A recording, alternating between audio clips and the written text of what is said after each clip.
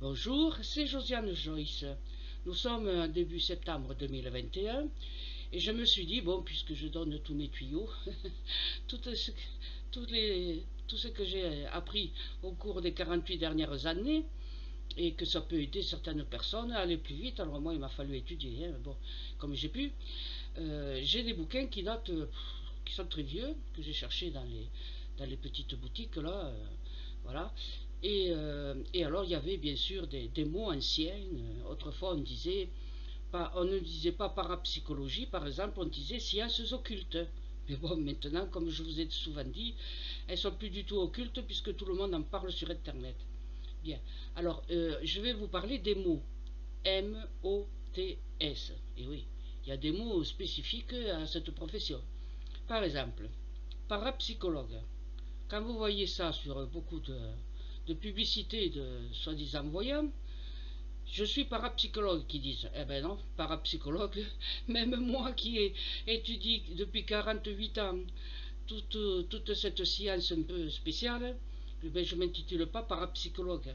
Un parapsychologue, c'est quelqu'un de très haut vol, un universitaire, un historien qui a étudié les religions anciennes. Il n'y en a qu'un seul en France, donc je ne vous donnerai pas le nom, mais il est encore vivant, et même s'il a un certain âge. Lui, moi, je l'appelle parapsychologue. Mais personnellement, je n'en suis pas une. Alors, ceux qui mettent sur la publicité parapsychologue, vous pouvez l'enlever, hein, parce que log signifie étudie. Voilà, la personne qui étudie. Eh bien, ils étudient la parapsychologie comme moi. J'étudie le sport. Voilà, c'est vraiment quelque chose que j'ai fait. Ouais, j'ai fait du sport un peu, vélo, danse, marche à pied, course. Mais bon, c'est tout. Hein, je n'ai jamais regardé. Si, quand j'étais enfant avec mon papa, on regardait les matchs de rugby à la télé, avec Roger Coudert. C'était la télé en noir et blanc. Mais bon, le reste, hein, ça me fatigue plutôt qu'autre chose de voir des mecs cousus de fil d'or courir après ou derrière un ballon. Qu'est-ce qu'ils ont de plus que moi? Qu'est-ce qu'ils apportent de plus que moi?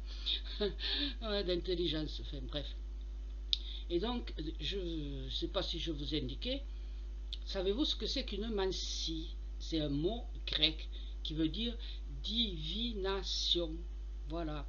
Si je vous dis cartomancie, et oui, vous avez compris ce que c'était. Si je vous dis cristallomancie, eh ben oui, c'est plus difficile.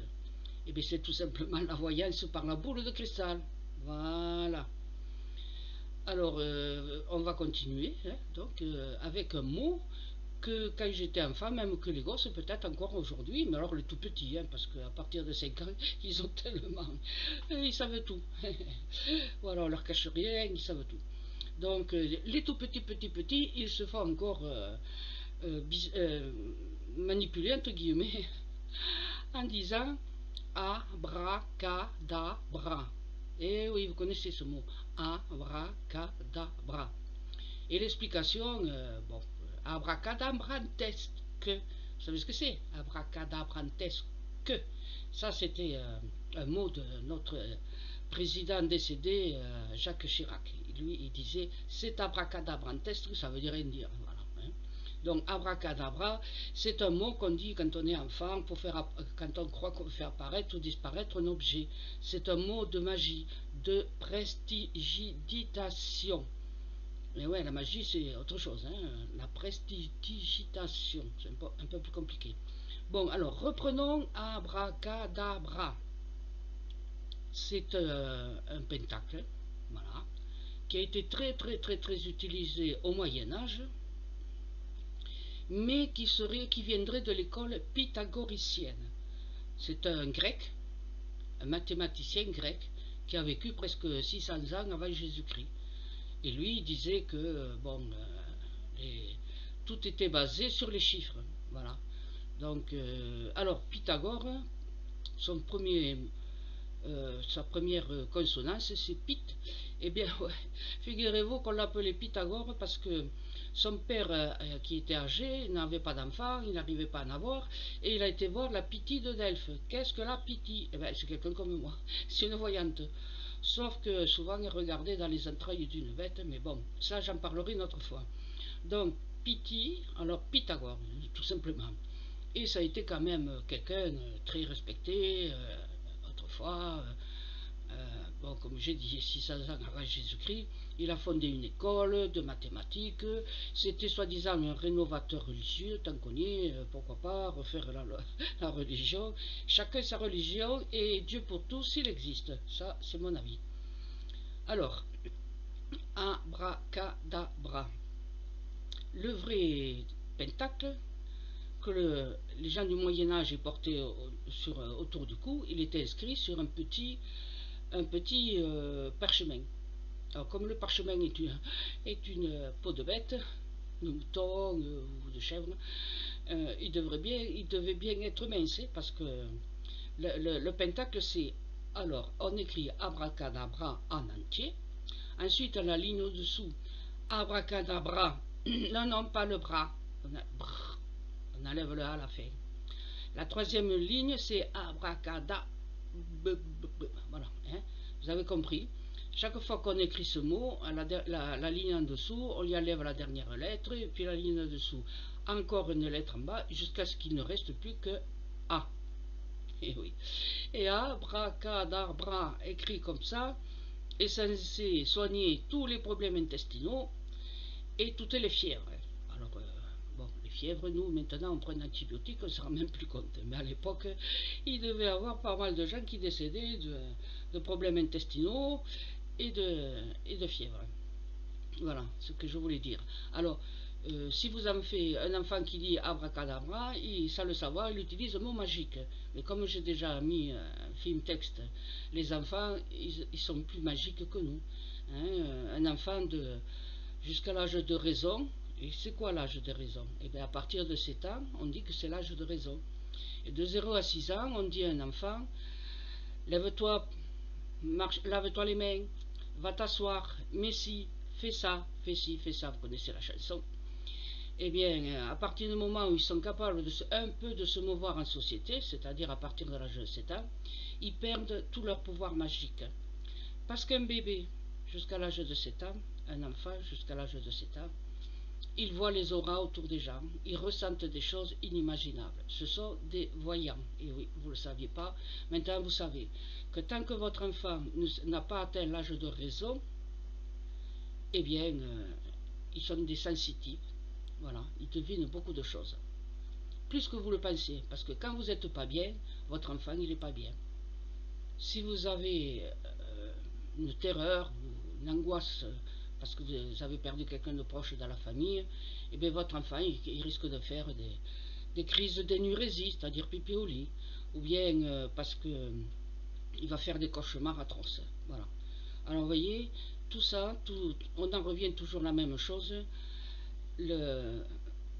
La parapsychologie, entre guillemets, sciences occultes, appelez-le comme vous voulez, c'est l'intérêt aux choses, aux signes invisibles.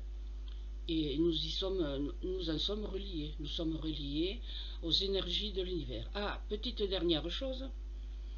Quand vous portez, comme je vous ai indiqué, le pentacle abracadabra, il diminue jusqu'à former juste que la lettre A. Donc, il a une pointe en haut, hein, c'est comme une pyramide inversée. En haut, la grande largeur, et en dessous, il ne reste plus que le A. Donc, c'est dirigé vers le bas. Les objets, si vous avez un bracelet ou un bijou, hein, voilà, dessiné avec une pointe comme ça, hein, une pyramide inversée, faites très attention à la façon dont vous le portez. Si vous mettez le petit bout en haut et la pyramide, enfin la largeur en bas, vous attirez des mauvaises ondes. Eh oui, hein, parce que abracadabra, c'est censé attraper les mauvaises ondes qui nous environnent et les envoyer en bas. Et qu'est-ce que c'est en bas? Eh bien en bas, c'est la terre. Tout ce qui descend dans la terre, en principe, enfin autrefois on disait ça, les gouffres profonds ne remontaient jamais. Donc c'est pour ça que abracadabra, il porte chance. Il absorbe les énergies négatives qui vous environnent et hop, il envoie tout ça par la pointe, par tout à fait en bas, là, le A, et hop, ça va dans les profondeurs de la terre. Donc si vous avez un bijou ou un bracelet surtout, un bracelet, il faut le mettre au bras gauche. Et oui, j'ai failli passer, on avait été enregistré par une émission d'M6, à peu près des, vous savez, des bracelets Power, je sais plus quoi, la Power Balance, là, je sais pas quoi. J'avais inventé un bracelet avec un ami qui vendait, qui revendait, là, personnes voyageurs, des marchés et tout ça. Et comme on ne trouvait pas le Power Balance en France, puisque c'était réservé, c'est les Américains qui avaient inventé ça, soi-disant que c'était pour vous empêcher de perdre de l'équilibre, pour être plus fort et tout ça, pour les sportifs et tout. Ça se vendait très cher, comme des petits pains, aux USA. Et en Europe, on ne le trouvait pas. Donc, ben, je dis à mon ami, écoute, je vais t'en inventer un. Et j'ai inventé donc un bracelet Power Balance, entre guillemets, français. Voilà. Et M6 nous avait interviewé pour pouvoir faire un truc, là, une émission, M6 Capital et tout ça. Ce qu'ils ont essayé surtout de savoir, c'est combien mon ami a acheté ça en Chine. Et puis, le dessin que j'avais fait faire, il avait fait fabriquer en Chine, combien il l'avait acheté et combien il le revendait. Sauf que, ben, comme on n'est pas bêtes tous les deux, il le vendait à moitié prix que ce que les Américains voulaient le vendre en France. Voilà. Donc, nous avions été interviewés par M6 Capital, puis finalement, l'émission, enfin, le reportage n'est pas passé, c'est pas grave, hein. Voilà. Donc, le dessin que j'avais fait avait toute l'explication, hein. J'avais fait le site à cette personne, je lui avais fait un site où j'expliquais que ben, ce bracelet, avec le dessin en question, il fallait le mettre au bras gauche, parce que la pyramide inversée, il attirait les énergies négatives et hop, il repassait à travers le corps et il repartait par le bras droit. Vous comprenez? C'était un circuit. Bras gauche, le corps, bras droit. Donc ça rentrait, les énergies négatives rentraient et elles sortaient par le bras droit. Et c'est important, on ne met jamais un bracelet à un bras droit. Et donc, de cette manière, comme j'avais expliqué ça sur le site, j'avais fait mon petit laïus, les journalistes M6, ils ont dit, tiens, c'est pas bête ça.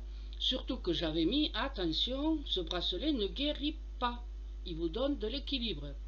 Puis moi-même, je l'avais essayé, hein, quand la commande était arrivée, j'avais mis le bracelet au bras gauche, et jamais, voilà, je n'avais pas de problème de perte d'équilibre. Et mon ami avait des petites boutiques dans les centres commerciaux, des étalages là, vous savez comme ça se fait.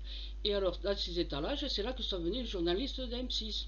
Et ils ont interviewé les gens qui venaient autour de l'étalage pour acheter un bracelet. Et ils ont été sidérés parce que les personnes, les dames qui achetaient ça, ou les messieurs, ils disaient, ah mais oui, c'est efficace, ça marche et tout ça. Et oui, parce que j'avais fait ce qu'il fallait pour que on puisse avoir un objet qui fonctionne très bien. Et puis je vous dis, moi aussi, je l'ai porté longtemps au bras gauche et ça m'allait bien. Voilà. Alors, si vous mettez pouce en haut, parce que ça vous a intéressé, ce que je viens de raconter, ben je mettrai d'autres explications comme ça, d'accord? Sinon, ben, voilà. Mais, comme il y a beaucoup plus de pouces en l'air que de pouces en bas, et que je sais que les pouces en bas, ils viennent par les voyants dont je fais de l'ombre, on ne s'occupe pas des pouces en bas, d'accord? Voilà. Vous avez appris quelque chose, abracadabra, tout ça vous va. À bientôt, et merci d'être venu sur ma chaîne. Au revoir.